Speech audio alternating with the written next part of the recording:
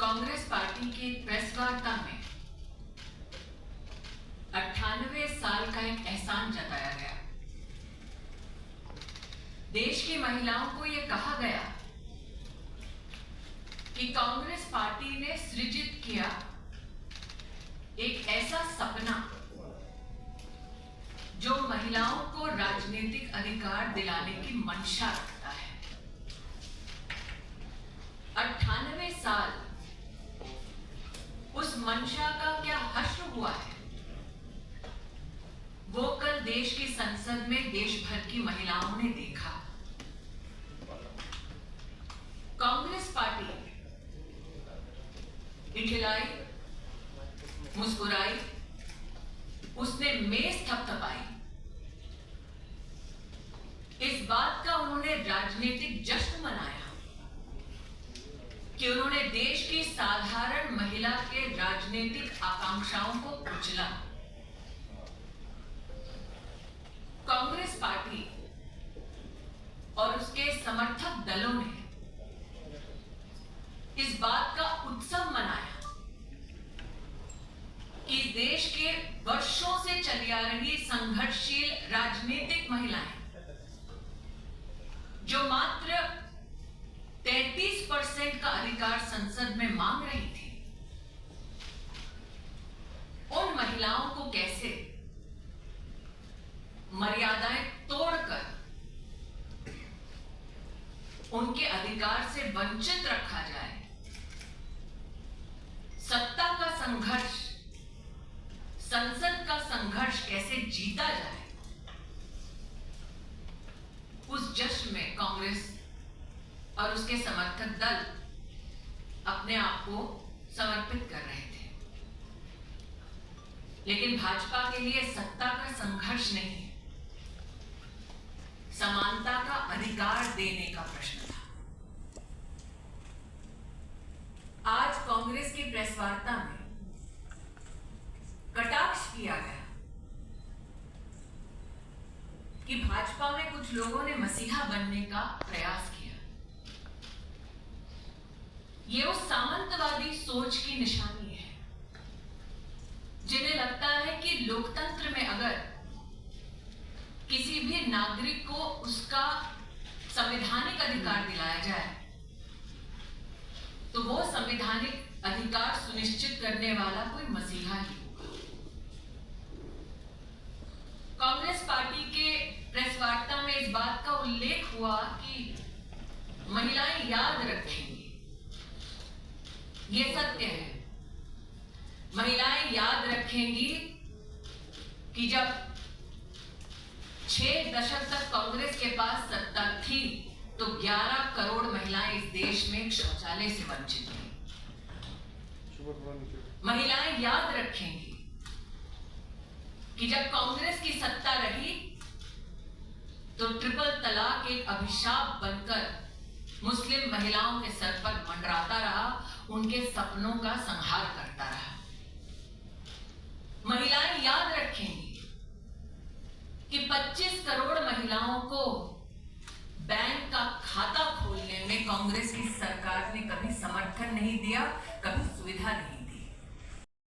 NDA की सरकार ने दोनों सदनों में पास किया और कांग्रेस की मंशा 98 साल सपना दिखाना, जब सत्ता होना तब उस सत्ता का सदुपयोग करके महिलाओं को आरक्षण ना दिलवाना बल्कि लोकसभा में यूपीए के कार्यकाल में उस बिल को लैप्स कराना। मैं स्तब्ध हूं कि कांग्रेस की प्रेस वार्ता में यह कहा गया कि वो 2023 के पारित बिल का समर्थन करते हैं जिसमें डिलिमिटेशन का उल्लेख है, लेकिन दोगलापन कांग्रेस का इतना कि साथ में ये भी कहते हैं कि उन्हें परिसीमन की समिति और व्यवस्था में विश्वास नहीं। क्योंकि राहुल गांधी पर काफी कुछ बोलने को है जो बोलना पड़ता है। आज शायद पहली बार उन पर मैं टिप्पणी कर रहा हूं। क्या कहा उन्होंने अपनी प्रेस में कि महिला का इस्तेमाल करना चाहते हैं? क्या देश की नारी इस्तेमाल का विषय है। और ये कांग्रेस पार्टी की एक वुमन एमपी जो उस प्रीमियर परिवार से आती वो बोल रही है। ये कौन सी भाषा? The woman of India is a commodity जिसका इस्तेमाल हो सकता है। जिस देश की नारी दुर्गा है, काली है, सरस्वती है, लक्ष्मी है, भारत की पूरी आध्यात्मिक विरासत का प्रतीक मां है, उसको इस्तेमाल की वस्तु बताया जा रहा है। हम बीजेपी के राष्ट्रीय मंच से इस सोच की भर्त्सना करते हैं। और कि पहले सारे रिजर्वेशन के बिल को फाड़ा गया, याद होगा आपको, यूपीए के समय में कोई कार्रवाई नहीं हुई। 815 मतलब 543 की जगह पर आशंका नहीं हो तो हम इसको 815 में कर देंगे पहली बार, ताकि 33% लोग आरक्षण ले सकें।